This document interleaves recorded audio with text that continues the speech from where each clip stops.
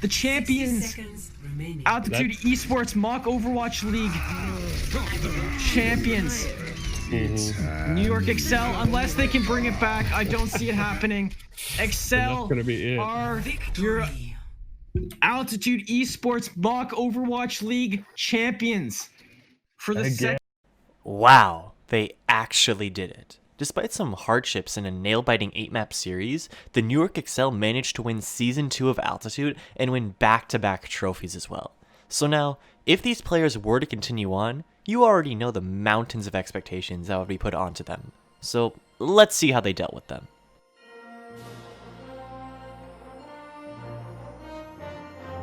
The Beijing Lions were owned by the infamous Cajun. Cajun, while having little playing experience up to this point, proved himself as a fantastic manager, building the roster of the Dallas Fried, who, if you remember, were the runner-ups in Season 2, losing to Excel, so having Cajun on board is a fantastic choice, despite the memes and the drama he could potentially bring. The roster is where it really starts to get interesting though. The first pickups Cajun made were Grimy and Papa Smurf 69. Grimy was already known as one of the best hit scans in the league, being an MVP candidate in Season 2 and showing prowess on heroes such as McCree, Widowmaker, and Ashe. It is also important to note that Grimy was on New York Excel, being a champion.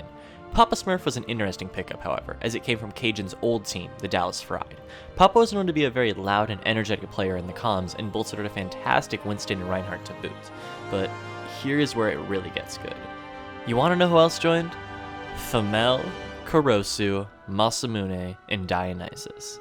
That's right, Cajun managed to get the core of the New York Excel to join the Beijing Lions. Combine that with Papa Smurf, and this is already looking like a top team, but that isn't even where it ends. To start, Cajun picked up Milk Tea. Now, Milk Tea played for the Philadelphia Fission in Season 2, and he was one of the best hitscan talents in the league, being Rookie of the Year. And then, they picked up Misled Elf. Misled played for the Vancouver Tiny in Season 2, and despite his reputation really only being good at May, he had a fantastic hero pool nonetheless, and enormous talent. And finally, they picked up Archetype, who is a flex support player that could help their team as a depth pickup behind Dionysus.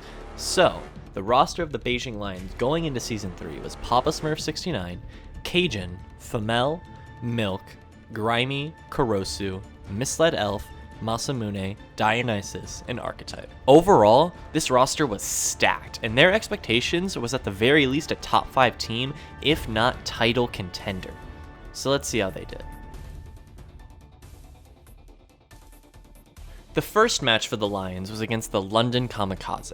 London was not looked at as that good of a team, so it was natural that people thought that the Lions would win, and they did, winning in a very dominant 3-0 fashion. However, after this match is where we saw some of the first times where the Lions would encounter internal issues, and because of these internal issues, Archetype left the team, and due to a lack of playtime, Cajun and Milk left looking for other opportunities. And while this made some people doubt Beijing's chances going forward, they still had the core of Excel plus Papa Smurf and Misled, so most people still liked their shots. To replace Cajun, they picked up Taylor as a manager. Taylor managed LA Valkyrie in Season 2, and despite Valkyrie not making that far, Taylor was still pretty respected. The next game Beijing had was against the San Francisco Shook. Shook were a forgettable mid-tier team, so many thought Beijing would win, and while Beijing did take the dub, it was far closer than anyone would have ever imagined. This series went to 6 maps. But why did this happen? Well, a thing to note is that Cajun, who previously managed Beijing, moved over to the Shook. This means that Cajun could have possibly leaked strats, though of course we have no idea if this was the case. Either way, Cajun came in on DPS, killed Kurosu like once, and Beijing managed to take the win in 6 maps. But now let's move on to the Houston Hammers, Beijing's next opponent. For this game, Beijing needed William Zhang to ring for 2 maps, which is probably why Beijing did end up dropping a map, and despite some heavy shit-talking by Hammers, Beijing did pull it out in a 3-1 fashion. Finally, Beijing took on the Chattanooga Chimps and won in a dominant 3-0 fashion. They were also given a free 3-0 since the Hangzhou Bang were discontinued. This meant that the Lions were 5-0 going into the mid-season. The first match after the mid-season break was against the New York Excalibur. This match was predicted by many to be one of the best matches of the regular season. Both these teams looked strong in a double shield meta, and there were many amazing matchups to look forward to. And this game was really good, going all the way to map 5 when Beijing were barely able to win it out with some phenomenal plays by Misled Elf. This is unless they fumble. Rally out there, a good shatter. Papa's tries to put one in his own, but 2 kills are already through. And 1 on the point, trying just for the back half is Copious, but the kills are through. Clover's gonna come in for the stagger, trying everything he can, but they've done it. Beijing Lions have worked their way back into this series and taken Busan, taken the map 5. They win the match. This match was really the game that confirmed Beijing Lions as a top 2 team. Everyone on the roster seemed to click perfectly. Papa was a top 5 Orisa, Femel was a top 5 Sigma, Masamune was probably the best Lucio and therefore one of the best main supports, and the DPS line continued to show amazing flexibility and mastery of heroes. And they continued to dominate. Riding off the momentum from XCal, they rolled the Chengdu Bandits and Soul Strikers for 2 more 3-0 victories, all until they had an 8-0 record. But this is when the Beijing Lions met the Florida Thieves. Thieves at the time were a very oddball team. After rebuilding for what felt like the 20th time this season, Thieves had finally found a roster that seemed to work for them, as they beat the Philadelphia Phoenix in a very close 3-2 match in 6 maps. This meta also looked to be great for Thieves, with players such as Orange Fish and Josh Checkup on their comfort picks, and also where supports such as Gluttony and Ginger got to play their signature heroes, Baptiste and Brigitte respectively. There was also another interesting thing about Thieves going into this match, and this was that Cajun was now on the roster. After team hopping again, Cajun found himself on the Florida Thieves as their starting main tank, and even though he lost against the Lions on Shook, this time it would be different. Despite many thinking that Beijing would win, Florida was too strong and took dominant map wins on Ilios and Route 66, and even though Beijing won King's Row, Thieves did take Volskaya. Not only was this the first loss that the Lions took all year, this broke an 8-match win streak. But the Lions, they couldn't lose their temper after one match. Everyone makes mistakes. If anything, they had to focus. Their next match was versus the Los Angeles Gladiators. This was a very high-profile team, and this match was looking to be one of the best. But Lions had a string of health issues plague them before this match. For one, Masamune, the starting main support, had a concussion, so he was unavailable for this match. This led the team to pick up Cinder temporarily and move Dionysus, now known as Muramasa, to main support. But even then, the Lions still made some questionable decisions in-game, such as forcing Femel on D.Va in a Zarya meta. Let's just say the Lions lost this game 3-1, and now people were questioning if Beijing would ever be able to find their footing once again.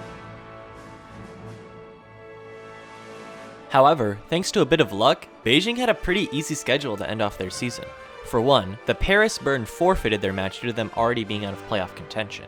Also, due to Boston Teabags and Dallas Fried not being very high-profile teams, Beijing were able to make work of these teams fairly easy, both in a 3-0 fashion. Another sad note is that due to health issues, Kurosu unfortunately had to be benched for the rest of the season, which is pretty sad. However, as the regular season ended, we did get to see some of the Beijing players get recognized, such as Femel, Grimy, and Masamune getting role stars, as well as Grimy getting another MVP nomination, 2 seasons in a row, so congrats to them. But now, since the regular season was done, Beijing did want to fill out their roster at 12 people, just for some depth. The players that weren't going to play and were really only there for the ride were Cabbagehead and Manx, so we won't really talk about them, but the other 2 players they picked up though were Colin and Eat Your Liver. Colin was an off-tank player from Tokyo Drift and had a reputation as probably the best Zarya in the league, and Eat Your Liver was a main tank who, while struggling on anything that isn't Reinhardt, does have existing synergy as the main tank of the New York Excel. So with this roster, the Beijing Lions entered the postseason at 11-2, the #1 seed overall, and the tournament favorites. Could they make it a three-peat? Let's see.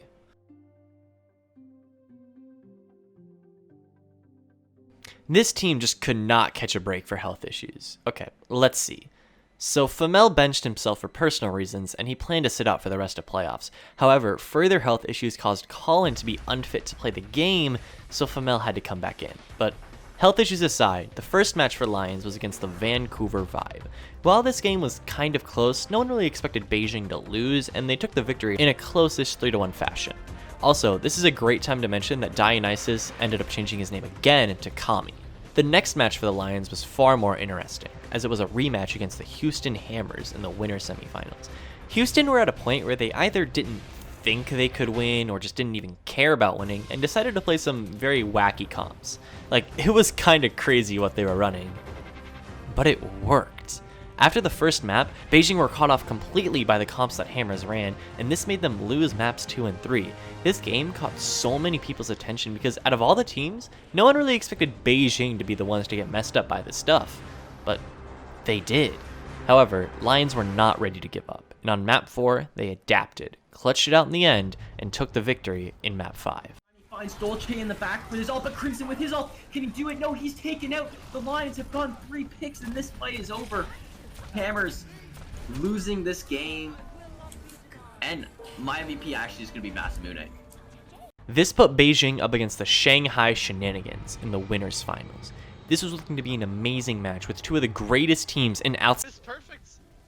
I was starting to question the copy of the diva there, but it worked perfectly. Yeah, it worked perfectly there, and Juno popping off there. Yeah, Lions got absolutely manhandled by Shanghai. It is really hard to even pinpoint what happened though, it just sort of looks like a team diff.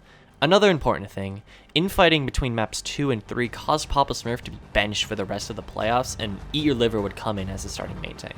This caused many to worry as Liver has not really shown anything that special on any hero not named Reinhardt. Lions were now up against elimination as they were in a rematch against the Vancouver Vibe. Vibe went on a tear, rolling through the losers bracket against the Excalibur, Thieves, Wave, and they now stood against the Lions once again. This matchup was going to be epic. Zoom versus Misled, $5-0 versus Masa, and Liver versus Sparky. The match started with Lions taking pretty convincing map wins on maps 1 and 2, but Vibe fought hard, winning maps 3 and 4 in a pretty dominant fashion. Lions, they were too strong though, and despite Liver's ping making them almost lose the match, they were still able to clutch it out 4-2. Especially with Octane going out, there's no one even near. This is Lions win. There's no one to touch. I don't even think Sparky can get back fast enough. $5-0's hacked. Sparky's on the ball, but he's body blocked. 2 minutes remaining. He's antied up. Zoom back on the Tracer. But Sparky slept up. All of them dead. Neem is the last one, but he's shattered down. It's the Winston back for Beijing Lions. Will be moving on to the grand finals. Finally, they were here. The core of Excel, now the Beijing Lions, were back at the grand finals of Altitude Esports, and they would go up against the Shanghai Shenanigans once again. Now, an important note is the day before grand finals, Liver and Grimy got into a fight, which caused Liver and Grimy to both go into the general chat saying that they would get 4-0'd again and people shouldn't even watch the game. This made the general public truly believe that Lions would not improve at all against Shanghai, but they were wrong. Shanghai did come out swinging though, taking maps 1 and 2 in a fairly close fashion, though maps 3 and 4 were dominant from Beijing. Lions moved Liver over to Reinhardt and played an excellent brawl style with the Sombra Reaper and were able to tie the series 2-2. But map 5 is where we saw the Lions falter, as they lost it, moving them to match point. This put Lions on map 6, Rialto. And even with some clutch self-destructs by Femel. Hey yo, Femel kinda popped though, can we see that? Be a tough one here. This is a tough point to win on in Overwatch. Mom comes in and gets right on top of the cart, and it opens up the rest of this point here. Holy shit, what a good player. An unfortunate set of deaths in the final round led to their demise, and they lost to the Shanghai Shenanigans once again, only this time 4-2. Comes in here in the shatter into the back line. Kami's down, but the follow-up's not there. But Nephi finds him with the finishing beam. The kills are coming through here for Shanghai Shenanigans. It's match point. It's map 7 here. It's not gonna be. Misled off, not finding the kills there. Shanghai still rolling through, and it looks like somehow, some way, the 7th seed will be rolling through to the grand final championship. They've won it, and they've won Season 3 Mock Overwatch League. Unfortunately, Beijing could not complete the three-peat, but that does not undermine how fantastic of a season they had. Health and internal issues aside, they were really the only team that was able to consistently stay at the top of the charts the whole time. The core of this team did end up disbanding, and they will most likely not be joining a team altogether again, which is honestly really sad. They truly did have the first dynasty of Altitude, and we will remember the fantastic games that they gave us. My final score for Beijing in Season 3 of Altitude is a 9.5 out of 10. Thank you so much for watching this episode of Season Interview, and a huge shout out to Femel for helping me with the information on this episode. Catch you next time.